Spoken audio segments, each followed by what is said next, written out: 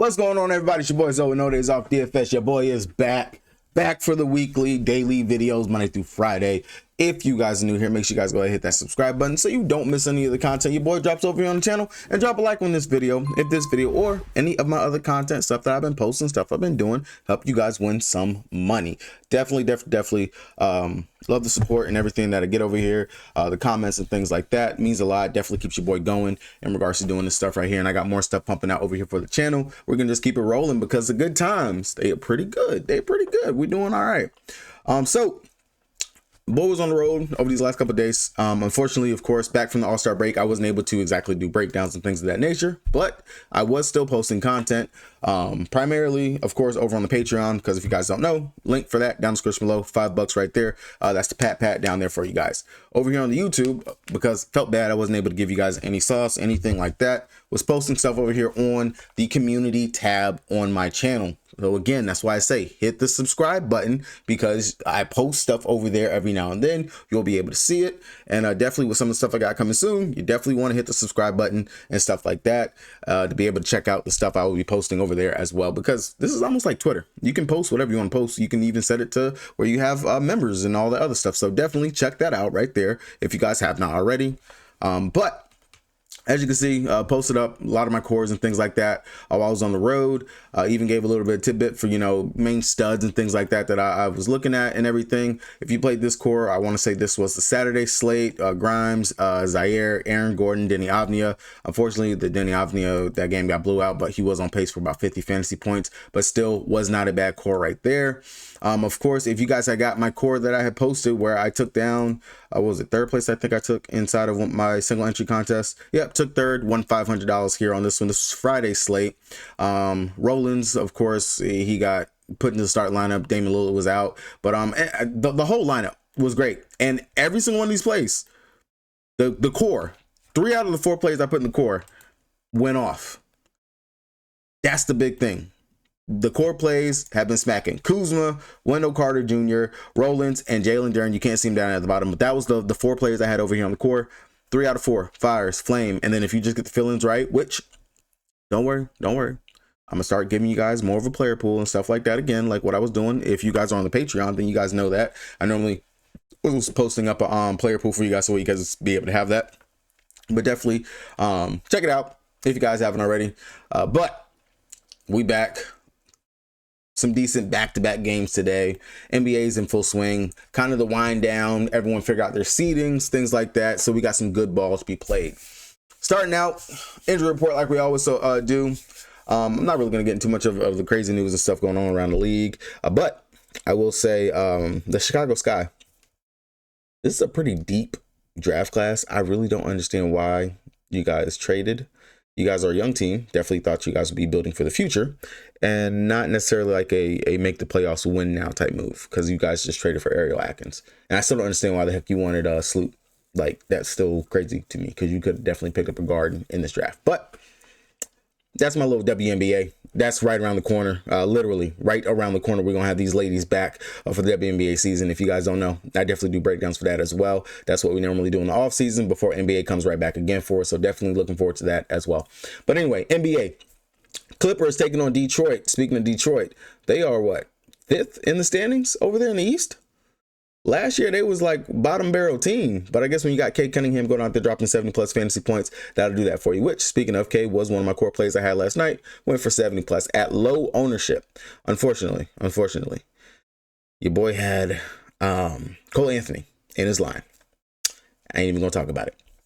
But James Harden, Chris Dunn, Norman Powell, Kawhi Leonard, Zubac. Leonard was rested yesterday pretty much because they were on the front end back-to-back. They played an afternoon game, I want to say was versus the Pacers. Powell, I actually believe his is an actual injury, so he might actually be out today. Ben Simmons has already been ruled out for the back-to-back. This should be the James Harden and Kawhi Leonard show, because I don't think Powell will be playing today. But if he does, still not bad. But you guys do know, Detroit, they not to be slept on. These boys playing pretty good. Jaden Ivey goes down, and they're clicking.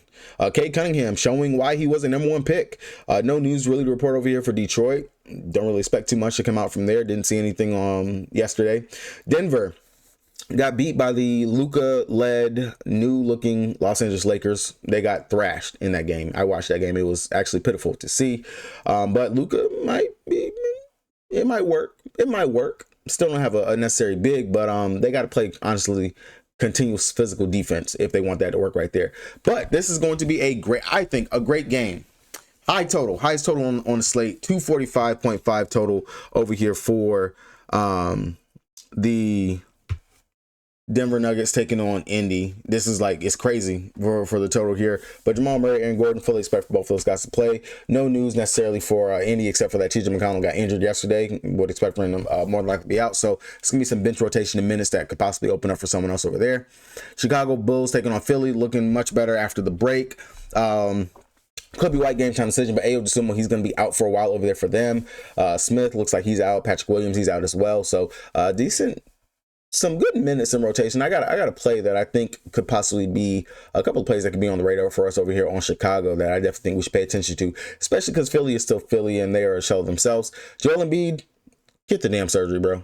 I don't understand why we're getting second opinions and all that stuff. Just, if you need the surgery to fix your knee, he has not looked great necessarily since they've come back from the All-Star break or anything. It's not looking great. And then Max apparently is dealing with something as well. Was dealing with it before going into the break. Y'all aren't making the playoffs. Just rest your actual stars. Let them go ahead and get healthy. You got a shell of himself, Paul George, right now. Just wait till next season. Y'all aren't doing anything. You're not making no splashes. Y'all aren't going to be able to get anything done. There's no point. I don't see what the hell they're doing over here. But we got to wait for news on Embiid and Maxey. We should have that 7 p.m. game. Brooklyn Nets taking on Washington. D'Lo, he's going to be out, and they signed Killian Hayes. Hayes looks like he's going to be a starting point guard for them over there. Cam Thomas is out. Clowney is out as well. Cam Johnson, he's going to be in the starting lineup. Keon Zaire, I believe that's his name, and Nick Claxton, who's been playing pretty good. Good matchup for him going up against the Washington Wizards, who rested Alex Sarr and Chris Middleton yesterday. They are on the back end of a back-to-back for them. Those guys should be in contention and play today. Miami. New look in Miami, Nikola Jovic, he just recently broken hand. He's going to be out for, I'm pretty sure, rest of the season. But Andrew Wiggins looking like he's sliding in pretty good over there. Tyler Hero doesn't look phased or affected by the 2 new players that you have over here, which Miami now has a pretty good, decent squad if they can keep them together and continue to let these guys grow. Hero, Mitch, Wiggins, Bam, Khalil Ware. I like that right there. Atlanta on there, of course, they're backing up a back-to-back over here with them as well. Young, Daniels, Zaire, Guy, which I don't know why they still start Guy, because you're still giving Georges Niang more minutes and Karis LeVert more minutes than what he is. It doesn't make any sense over here, truly, what Atlanta's doing. Larry Nance, Vitt, both of those guys are going to be out for them. And then Minnesota versus OKC, we literally just seen this game last night. Rudy Gobert, game time decision, might be out once again. Know that Clark, he banged his head last night. He was slid into the starting lineup for them. Maybe he might be back tonight, maybe not. If Rudy is out, they did start him, so maybe they might go right back to that. Or we could see Nickeil Alexander-Walker put into the starting lineup over there for that. On the Thunder side, we got to figure out and hear the word, is Chet going to play on a back-to-back? Is Chet going to be limited in his minutes or whatnot? Because nothing's come out yet. He wasn't playing on back-to-backs before the All-Star break. Definitely want to get that news and understand, is he going to actually be here and play today? But hopefully we'll get some word of that. Of course, this is in the morning when I'm recording this. We'll know for sure later on, because if he does, I would imagine that it'll be either Kaysen or Wiggins gets put into the starting lineup at the 3, and J-Dub goes back to the 4. All right there. And then the last game that's going to be on the main slate is Portland versus Utah. Utah is doing the thing that we saw them do last year. Everybody is out. Clarkson is out. Collins is out. Sexton is out. Pretty much the guard rotation is tight. It's going to be very tight. And Collier is back. I'll say it right now. Collier, double-double. The kid is honestly a very good playmaker. I love what I'm seeing from him in regards to that aspect. And the scoring was definitely coming around. I said it before the break and everything happened. But double-double for his assist and his points. I'll go ahead and I'll take that. Going up against Portland, I know he's still going to be out there. He's going to play minutes. Anthony Simon's defense, I'm not too worried about. Long as Lauri Markkanen plays and everything, Denny Avdia, Kamara, those guys, their defense is going to be focused on the main player over there in that. But he's still a good enough facilitator. He can get everyone else involved. I like him still for a double-double. All right, heading on over to DraftKings, the site I play the most on the site. If you guys don't got an account and you want one, check the link down in the description box below so you guys can get that deposit message bonus and join your boy over here on the King. So, starting out, we got the Brooklyn Shitters taking on the Washington Wizards. Like I said over here, pretty much the value, of course, that's going to stick out for us is Killian Hayes, 4,100. Now, interesting thing to note is that Hayes, just like when he was on Detroit, he has to score really for him to give us any more value, because he's a good facilitator. He's a good playmaker. He can play some pretty decent defense, but definitely want to see the scoring be able to come around for him. Once he actually can get that going, gets, more acclimated and stuff with them, definitely don't mind it. I do think that he can go out here, especially Washington Wizards. They still give up a ton of assists, things of that nature. Maybe he can get a couple of turnovers and things like that. It is Jordan Poole out there. Could give us some good value at that 4,100 price tag. Maybe we can get about another 18, close to 20, 25 fantasy points. Would take that for the upside. Now, I will say Cam Johnson, if the game stays close, they're going to let him go out there and play the minutes. We could see upwards of 35 minutes from him. Game just has to stay close like what it was versus Philly. Drop 39 fantasy points. Don't mind that right there at that 6,400 price tag. I will say, though, Nick Claxton, 5,900. He's getting the minutes again. This is the Nick Claxton that I remember a couple seasons ago. I mean, shoot, last year in certain spots, he was going out there dropping 35, 40 fantasy points. What better matchup then versus the Washington Wizards, who are bottom in the league versus opposing centers, just like the New Orleans Pelicans. Claxton, we know he has the block upside. We know he can go out there, rebound, get those putbacks, things like that. Very prideful on defense, 5,900, good value tier play right there. You can get at the center spot. Of course, we're going to want to pay up a center today because of who's on the slate, and it's going to be a good game right there. I really do like that game. But outside of that, I do think Keon Johnson, he's been one that I've always gone to over here for the Brooklyn Nets, just because he's going to typically play the minutes. He's going to be out there, and he's a good shooter. As long as he can get going out there, 5,500, I don't mind that price tag. 30 fantasy points in the last game versus Philly, 31 minutes. We know he can facilitate, play make just a little bit as well, especially if they decide they want to pull Hayes, and maybe they want to give more minutes to Watford, who, for whatever reason, is kind of like their big facilitator for them. A sneaky play that you probably could go to and possibly get would be look for Watford's assist. It sounds weird, but if any book gives you Watford for like 1.5 assists, take the over. Take the over, because he is the secondary facilitator for them behind Hayes. Whenever Hayes is not out there, he's playing the non-Hayes minutes. Go back, watch the last game, pay attention to that.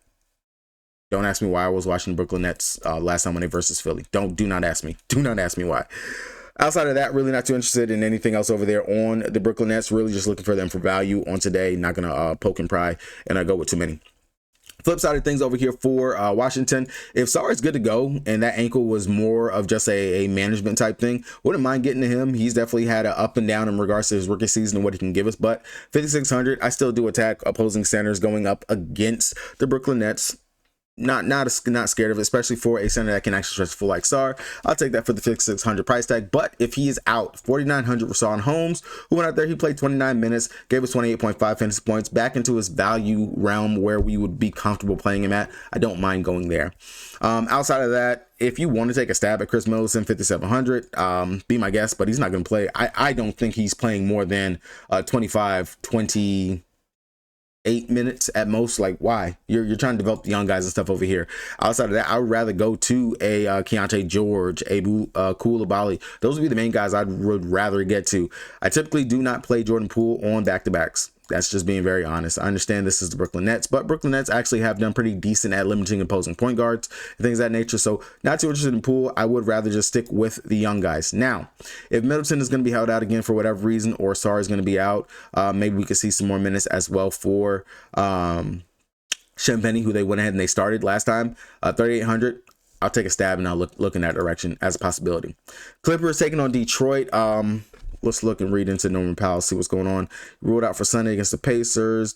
His second straight game due to left knee soreness. If he's still out today and he's not playing, then we should see either Dunn or Coffee will probably get slid into the starting lineup right there for him. But either way, it's going to really be the studs over here that I'd rather take for Los Angeles Clippers. James Harden, decent spot going up against Detroit. Don't mind it. Look what Trae Young just did last night. Looks like we're kind of getting Houston Harden going on over here. The scoring is there. The assist, the playmaking is there. Definitely triple-double upside, 9,700. Not bad. I do rather play it for different studs, but Harden, I can see myself possibly getting there. Big Zoo going up against Duren. I don't mind him over here as long as he's going to play 30 plus minutes. Only played 30 minutes last night. Definitely could see, as long as the game stays close, and this is Detroit, they are favored at home. This could be a close game. You are going to need his big body and everything. So 7,500, that is a bit steep, especially because I do have some value at the center spot, but maybe you could take a stab right there. I would say my favorite, of course, would be rested Kawhi at 7,200, which I do feel like Kawhi could be back up into that 8K range where you're telling me he's playing 30 minutes a night now. If he's playing the 4, you know I like to attack opposing power forwards versus the Detroit Pistons. Tobias Harris is a wash on defense. You can get whatever you want. Kawhi Leonard, master of the mid-range out there, still a great defender in his own right, can rebound and play make a little bit, stuff the stat sheets in all categories. I would definitely rather take Kawhi Leonard over here, taking 22 and 19 shots in his last 2 games. The aggression looks like it's there again. You got Harden, who just played last night. This could possibly be the Kawhi Leonard show. I do like Kawhi at that 7,200 price tag. That's honestly, to me, a bit of a steal right there for that price. Love the upside. On the flip side of things, going over here to Detroit, definitely the way that K's been playing over his last several games, man, the kid is just, he's balling. He is truly balling. I do like the upside, but 10-5, I do think that's a bit steep. Again, other studs I'd rather pay up for, especially in that Denver and Indy game. I think there's some value we can get over there.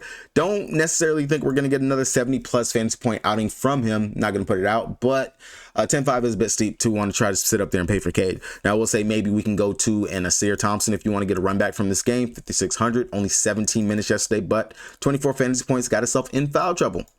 Hopefully he doesn't get himself in foul trouble tonight trying to guard Kawhi Leonard or anything over there, but I do like his upside stuff in the stat sheet just like his brother. I wouldn't mind taking that right there. Maybe you can mess with Toby if you want to mess with Toby. 6,100, that's not bad.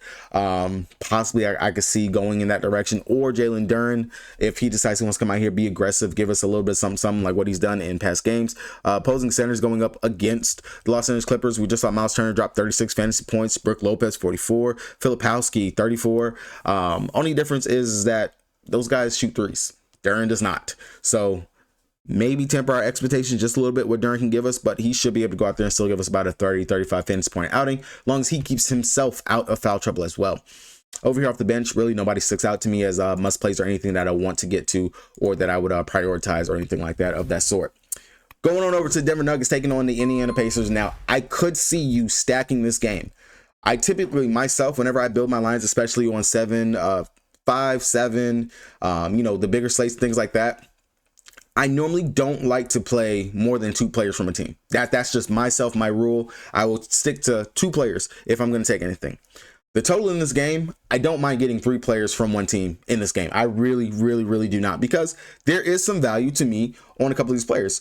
Big Joker, if I have to literally give you a presentation on why you should play the Joker, just stop playing DFS. Donate your money to me. Joker is 12K. When Joker gets up above 12.5, that's when I really have to think about it. Do I want to play Nikola Jokic here in this spot?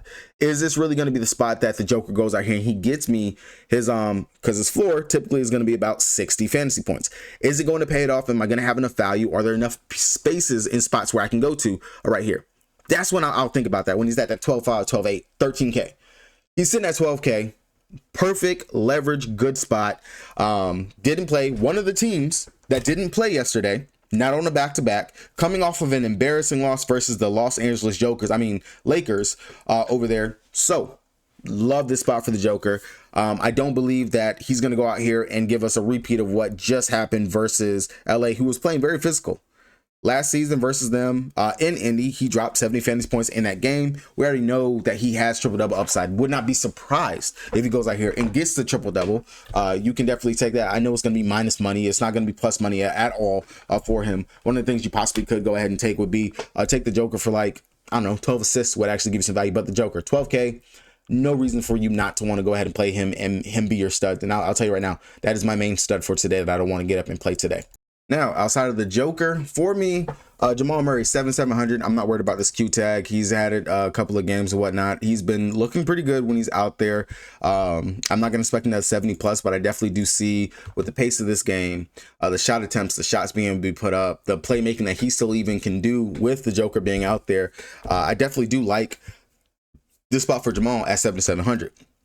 Now, outside of those 2 guys, I know that they're pretty much back at full strength. You got Russell Westbrook back in the fold, but Aaron Gordon is still too cheap. 5,300. He's more of closer to the 6K range in regards to a price that I would hate to pay for AG, especially when he's actually out there playing his 30+ minutes a night. As you can see, back-to-back 30-point fantasy point games versus Charlotte versus Los Angeles Lakers. Definitely can see this being a spot we can get AG going out there and giving us 35 fantasy point outing. I mean, you look at it, Jaren Jackson Jr., 36 fantasy points versus them. Rui Hachimura, 37 fantasy points. John Collins, 39. Just to name a couple of the power forwards that have actually gone out here and had pretty decent games versus them. And last but not least, you guys know I can't talk about the Denver Nuggets without talking about my boy Christian Braun, who does everything. They run no plays for this dude. They don't have to focus and figure out, hey, we got to make a play for Braun. He just does everything. He does it. He does it on his own. Don't mind him at the 5'8". I would say I would much rather get down to Aaron Gordon at that price, because that gives us a little bit more wiggle room and gives us the exposure of having a three-headed monster versus the Indiana Pacers. Now, on the flip side of things, Tyrese Halliburton, 8K. A little bit too cheap if I'm going to be getting Halliburton that's taking double-digit shot attempts and still going out there playmaking. Still giving me some defensive effort. As we can see, looking at his game logs, 57, 47, 36, 33, 42. That's what I would rather see from Tyrese Halliburton versus a 2 shot attempts, 12 assist game. 8K last year, I'm pretty sure the dude was like 10K at one point. Definitely feel like we can get back towards that range for him in regards to what he can actually give us. Love the upside for what he actually could bring to the table right here, and of course the highest total on the slate. And then with TJ McConnell being down, maybe a little bit more minutes so we can actually get out of him. That's not going to be bad at all whatsoever. And we just saw what Luka just did. Not saying Halliburton is on the same level as Luka, but he is a triple-double threat himself because he can rebound the ball pretty well as well. Then, of course, we already know what he does playmaking-wise, and the threes, they're falling for him with that unorthodox, crazy-looking shot. Outside of him, Miles Turner, we know Joker. You can definitely, of course, opposing centers, we play them versus the Joker. That's an easy day. You could do a double center stack right here in this game with Miles Turner and the Joker. That's not bad. Or you can just come down here, 7-6 for Pascal Siakam. You could definitely mess with that. Do think I would much rather get the value going down to Aaron Gordon, who has the same upside as Siakam. Wouldn't hate doing that right there, because we can actually get value going to, he's starting again, Aaron Nesmith. Maybe some more minutes for him as well. Like I said, TJ McConnell is out. We're probably going to see more Ben Shepherd or something like that. Well, not going to say TJ McConnell's out, but possible with his injury. Maybe we can see a couple more minutes for Aaron Nesmith, who we know is going to be out there to play defense on Jamal Murray. As long as he doesn't get himself into foul trouble, which he has done the last couple of games before this. But back-to-back decent games where he's given us 26, 29 fantasy points. The scoring is definitely coming around. I know he can rebound very well. He's actually a tweener in regards to the guards and the forward aspect of him. Do like the upside for him at 3,900. That is a cheap value piece you can get to in this game to give you a run back, especially if you are playing 2 to 3 of the Denver Nuggets in this game. Definitely do like him. Love the upside. And then, of course, Nembhard, if you want to go there, definitely we know that he does technically have some of the point guard, ball handling duties and responsibilities. Again, no TJ McConnell. Definitely do like the upside. It wouldn't mind going right there. Looking over at the Chicago Bulls taking on Philly. This is another game where I do feel like there are some value pieces we can get. First of all, Josh Giddey, dude's actually shooting. I don't know if the shooting is transferring from when he was in OKC. He had the shooting coach and everything, but 60 fantasy points, 58, 30, 28, 33. My boy's coming on. And again, if Josh Giddey is playing in the Garden, you play him. Like, just hands down. Look at his game logs whenever he plays in the Garden. I don't know what it is about New York, but he loves to play versus New York. That's one of his spots. Pretty good. Going up against Philly, a spot that we have actually attacked with opposing point guards. Wouldn't mind getting to Josh. The price tag, it's not bad. Definitely doable. Actual point guards, kind of with the same skill set. Quickly, 34 fantasy points in this spot. Dame Dollar. Now, of course, I know Josh isn't on the same level of shooting-wise, but 69 fantasy points. Tyler Hero, 52. Kyrie, 54. Now, I'm not going to say shooting wise, but, you know, he's shooting it. He's shooting it. Definitely, of course, the playmaking is there. Triple-double upside. And then, of course, no AO. So, one less guard in the rotation, especially if Lonzo Ball goes out here again and just shoots like he can't hit the backside of a barn. I do think Lonzo makes for a decent value piece at the 5K. If a shot is actually falling, that'd be great. But I think the tired legs are starting to catch up to Lonzo because he hasn't played a full season in like 2 years. So that might be what it is with Lonzo going through a little rut. So little cautious with him. I would much rather get to Kobe White, 6,700. Don't mind that. Of course, we know AO. We know he's should be out there, play 30 plus minutes. I definitely can see myself getting there, and I like the upside. Outside of that, I'm not too interested in going to Vooch just because his minutes, they've been up and down. His production definitely has been up and down, and Chicago isn't going anywhere. I really see more of the young guys going, just like Buzelis, who was popping off versus Phoenix, but only played 24 minutes and just, I don't know what the hell happened there. I really don't. because I think he deserved more minutes. Now his minutes seem like they might just be a little bit capped, especially considering you're missing Patrick Williams, you're missing Smith. I understand Kevin Huerter, he's going to come in and play some minutes, but I think that we might be able to play Julian Phillips, who has been seeing his uptick in minutes over the last couple games, stuff in the stat sheets in all areas. Not going to go out there and get me a 0. I don't mind looking towards Julian Phillips as a cheap value piece at 3,400, or Zach Collins, who ended up playing a lot more minutes with them the last game versus Phoenix because he was playing good.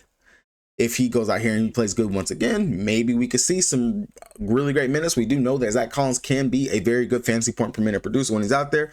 Only issue is he's going to take up one of your center spots or that usual spot, and I don't necessarily want to do that. I don't mind just getting right here to 3,400 of Phillips, just because it seems like him and Buzelis, they're splitting those minutes. That time right there is kind of split. No Patrick Williams, no Smith. Minutes up there for the taking right now. They really don't have any other forwards that they can go out there. I haven't seen Ely. Terry really just seems like he's more of a bottom fiddle type play. Not necessarily looking towards going there. Definitely do like the upside for Phillips instead right there. He's really just seeing the minutes and the upside right now. So I do like that as value.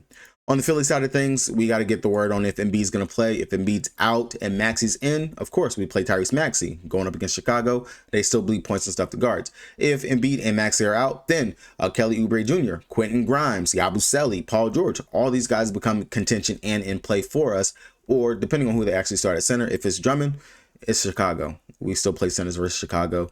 Drum Dog, granted, hasn't played that many minutes since coming back from injury and has been out there, but no Embiid definitely should open up some room for him to actually get some burn. I will say my favorite play still from away from Philly will be Quentin Grimes, 5,600, just because he's out there, he's playing the minutes, he's jacking up a good chunk of threes, and he's stuffing the stat sheets in all areas. He's getting rebounds, he's also making us some assists, and also playing decent defense. That 3-ball falls, he shoots over 50% from the floor, definitely gets up a ton of threes. He's giving us a really great fantasy point outing. Now that's with or without Embiid and Maxey. He's still going to be a good play. To me, in my eyes, 5,600, like it as a mid-tier, nice value piece that you can get to right there in that game.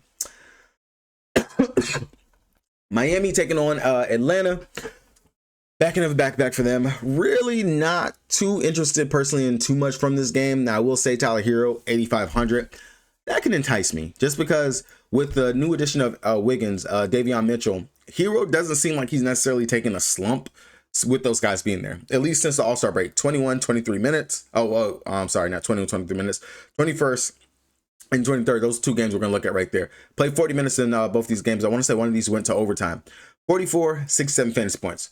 He's still shooting. He's still playmaking. He's oddly good for a rebounding guard and everything, but the upside, it's there. I like it. I don't mind going to Tyler Hero, 8,500. That's good form, especially versus Atlanta. We just saw what K just went out there and did. That's not bad. I will say Bam, bit expensive for what he's giving us the floor of 30-ish fantasy points.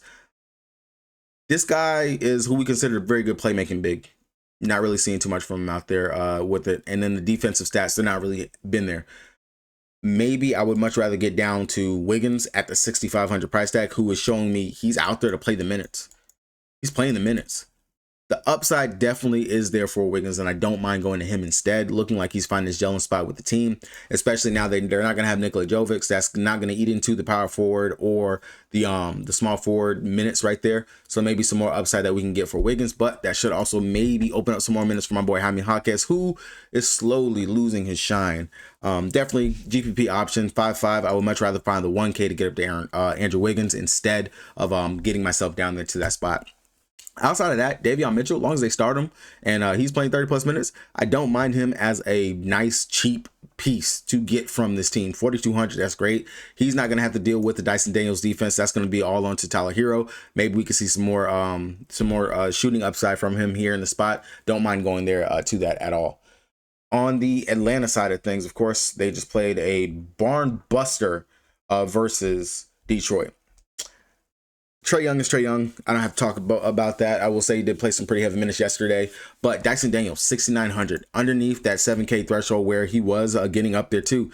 And just stuffing the stat sheets once again. We know that he has that defensive upside. That's the Great Barrier Thief is what they call him. That's really great. That's good for him. The scoring, that's been coming around, that's been there. But the assists, the playmaking, all that stuff is there for him. 69, don't mind that as a possible play you can get to. 38 minutes yesterday, that's not bad at all. I definitely can see myself getting there. I will say between Dyson Daniels, Trae Young, and then of course Kongwu, we can look to all those guys. That's great, that's cool and all. But the bench is actually where I want to look to here in this game, just because these guys are getting good minutes, and one of them, to me, needs to be priced up a little bit more, just because he is getting the burn, he is getting the run. And that's from my boy Nang. I don't understand. Start him one game, don't start him. Maybe they saw something that I didn't like or whatever. But 36 minutes, 20 shots in those 36 minutes, double digits when he's getting at least 30ish minutes out there. That's honestly on any team that he plays for. 27 points last night, 5 rebounds, 1 assist, 1 block. You go out here and maybe can give me at least, I'll take 20 fantasy points, 25 fantasy points at 4,300. I'll take that all day. But I like Georges Niang just because we know he's the key piece, a good rotation piece that they are going to go ahead and have out there and play the minutes. Wouldn't mind getting there. And then, of course, Karis LeVert. The shot just needs to come around. Once that comes around, he's going to definitely give us more upside. But LeVert will be another one that you can definitely look to as a possible value piece right there. I would say do not pay attention to a guy. I'm not going to go there just because he's starting, but he's not playing over 15-ish minutes. So not worth it in my eyes or anything that I would go to. I don't see any need to step myself down right there. Minnesota taking on my OKC Thunder, a weird back-to-back for them. Over here in Minnesota, really, Naz Reid is the OKC killer. I don't get it, don't understand it, but the dude stretches the floor, he kills it, knocks down the shots, can rebound, play, of course, some really good defense. I don't know if you can necessarily go back to Julius Randle being your starting power forward with the way that Naz Reid is played. I really don't. I don't think that you can. Or better yet, shit, get rid of Rudy, finally. Let Naz and Randle both start out there, granted. I mean, Naz might be a little bit undersized, but still. Rudy come off the bench, something. But I think you guys paid Rudy way too much in order to do that, but still, Naz Reid 7,900 upside is there. He's killed OKC back-to-back games that he's played versus us now. 40 minutes, 34 minutes, well, not 34 minutes, 38 minutes, 60 fantasy points, 48 fantasy points since being in the starting lineup, besides his one fluky game where he went out there and just didn't do anything. The dude's been balling. He's been hot, been great. 7,900, a bit steep, but could definitely see myself going there. If Randall is still out, if Rudy Gobert is still out, I definitely see myself, I can go to Naz to get me something from the later games on the day. Outside of that, depending on the word of Clark, if they to start Nickeil Alexander-Walker, definitely could see myself going there to him. But I do want to know the status of Clark, just because the dude was playing very good out there. 18 minutes and dropped 24.25 fantasy points, was everywhere on the defensive side, deflections, just getting everything that he wanted to. It was crazy. Outside of those guys over here, of course, Ant is Ant. If you want to mess with Ant, you definitely can. But again, my flag plant is the Joker at 12K, and there's other better value spots and things. I don't feel like I need to pay 9,300 for Anthony Edwards here in the spot. Over here on the OKC side, need to know if Chet is going to play. If Chet is in, I'm not too interested in too much on the Thunder side, to be very. I'm not too interested in too much in this game. Definitely, it could be a very big back and forth type game still again, like it was last night. We got our lick back from when we took the loss before the All-Star break. Minnesota might come out here, could be tired legs. Y'all do got to travel, come back down to OKC, so on and so forth. I don't see any value in this game unless Chet is out. If Chet is out, then of course, yes, I'll look towards Shea. I'll look towards J-Dub. I'll look towards Hartenstein, who will be out there without Chet to play those center minutes in rotation. But it just all depends. And then, of course, depending on who gets slid into the starting lineup, if it's Wiggins, who shot lights out last night, 4 from 3, 4 6 from the field, 19 minutes, 18.5 fantasy points, really just did a lot with his scoring and was just very efficient. But you start Wiggins, 4,600. We know what he can go out there and do in starting minutes, starting role and stuff like that. I don't mind getting there. You start Queso, that's just a little bit, but still 4K, possible. All that just depends on if Chet is out. Chet's in, I'm not going to worry about that. Really, it's just a move on spot for me. And then last but not least, the late night hammer, last spot of the night is going to be Portland taking on Utah. This one is a good late night hammer, and I definitely do think that you might want to have a piece from this, long as Utah keeps it close, because Portland has been playing some crazy defense and has been oddly very good. To me, at the top of the order over here for him is, of course, you can mess with Simmons, 6,700, not bad, great spot. Definitely, of course, guards are going up against Utah. It's been a thing.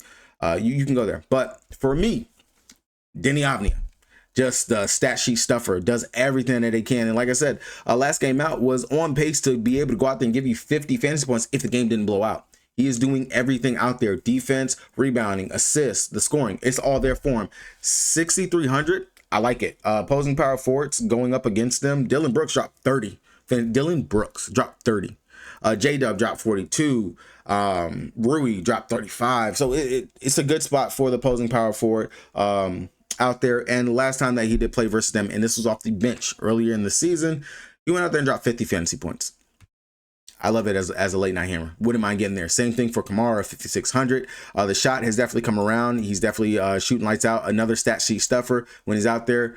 Wouldn't mind getting right there to him. Not going to expect another 50, 42 fantasy point game, but you can give me about 35 as my late night hammer, and I'm very sure people might not even play any of that over there. I wouldn't mind getting there. And then long as my boy Walker Kessler is not Kessler, Klinging is good here. 55, I don't mind going to take that right there for him, because I do believe Walker Kessler is might be injured or something like that. Only 20 minutes, but don't be alarmed. The game was a blowout. The game was a blowout. They've already stated and said he can definitely play starting center minutes. And when he's out there and he plays those minutes, 31 minutes versus Denver, 52 fantasy points, 20 actual rebounds. He can give us a really great fantasy point outing. Really, depending on if Walker Kessler, he's questionable due to an illness. He might be out there, he might not. Either way, both of these centers, don't mind either one of them on either side, long as they are in. As you can see, Walker Kessler has been playing lights out as well. Definitely a good spot for him to go with, especially for the fact you're missing John Collins, you're missing Clarkson, Sexton. All these guys are going to be out. And then if they rule out Laurie Larkin as well, upside will be there. I will say over here, Collier, already talked about it, 6,200. Definitely makes for a good late night piece. Keontae George, where all the guards that they have missing, him off the bench, which really just still doesn't make any sense why. Well, they said he got put to the bench because of his defense, which understandable, because the kid can go out there and shoot lights out. No problem, no issues. 6,500. Will probably be my play between Keontae and Collier versus playing Simons. I would rather go there just because they're upside and they're going to play even if the game blows out or not. They will still be out there. I don't mind going to either one of those guys.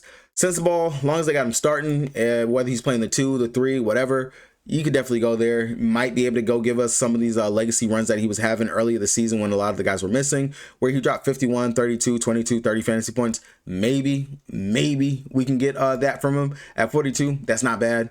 I definitely could take that. And then if Walker Kessler gets ruled out, then we will have to unfortunately see Kyle Filipowski. But I would much rather just go ahead and play my boy Klinging on the other side if that's going to be the case right there. All right, guys, that's going to do it for me. Like I said, flag plant today is going to be Nikola Jokic right there. I definitely could see running a Jamal Murray, Aaron Gordon back in regards to that. And then maybe like a Neesmith, Nembhard as your value over there from that game. I'm really high on the Denver Nuggets any game. Of course, close spread, high total. What is not to love in a situation like that? Hopefully, Indy keeps it close. Denver on the road, they're not the same as they are at home. So it should be a good spot, good game. Talk to me down in the comment section. If you guys got any questions, let your boy know. Good luck to everybody. Peace.